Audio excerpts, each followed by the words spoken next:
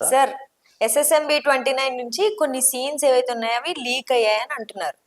ఒకవేళ లీక్ అయితే గనక దేని వల్ల లీక్ అయ్యి ఎవరు చేసిన పని అని అనుకుంటున్నారు మీరు? అంటే ఇది ఒక ప్రమోషనల్ స్టంటా ఆర్ ఎల్స్ ఇంటెన్షనల్ గానే ఎవరన్నా చేసిన పనా అంటే మీ ఒపీనియన్ ఏంటి? కథనాలు అవన్నీ చూస్తా ఉంటే ఇది ప్రమోషన్ స్టంట్ లాగానే ఉంది. నేను చాలాసార్లు చెప్పి ఉంటా కానీ మళ్ళీ సందర్భం కాబట్టి మళ్ళీ చెప్పాల్సి వస్తుంది. ఈ ప్రమోషనల్ స్టంట్ ఎలా ఉంటుందంటే మనకే మనం పబ్లిసిటీ చేసుకోవడం.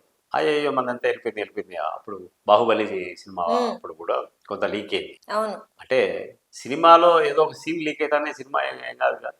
మామూలుగా ట్రైలర్స్ కట్ చేస్తారు, దాంట్లో ఒక సీన్ చూపిస్తారు, అది సినిమాలో ఉండొచ్చు ఉండకపోవచ్చు. అవునవును. ఇప్పుడు మొన్న తాజాగా లీకేజ్ ఏంటంటే ఓ సీన్ జరుగుతున్నాగా ఎవడో సెల్ ఫోన్లోనో దేంట్లోనో చిత్రీకరించి అది సోషల్ మీడియాలో వేశాడు. ఇట్లా రాజమౌళి అనే ఒక దర్శకుడు తీస్తున్న ప్రతిష్టాత్మకమైన సినిమాలో ఆ దృశ్యాన్ని అలా లేపేయడం అనేది ఎంత దారుణమైన విషయము అన్ని దాని మీద కథనాలు వచ్చినాయి.